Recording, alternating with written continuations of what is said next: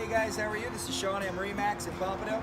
Do a quick video walkthrough of our 2018 320 Vantage from Balsa Whaler. Got a pair of twin 350 Verados. This boat we do have a light gray colored hull. Looks very clean.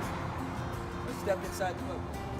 Alrighty guys, thanks for coming on board the 32 Vantage. I'm standing here at the bow. Plenty of seating as you can see. We do have an optional bow table and bow filler cushion. Let's move into the cockpit.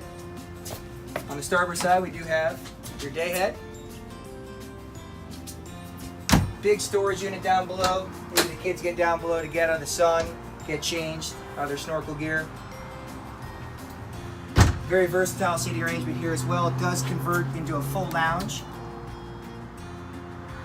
Let's get into the fishing aspect of the boat.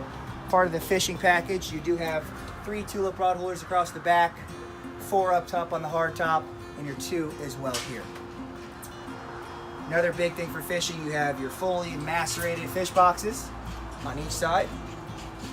And then getting back into the family side of it, as far as seating goes, you do have another fold-away bench seat here.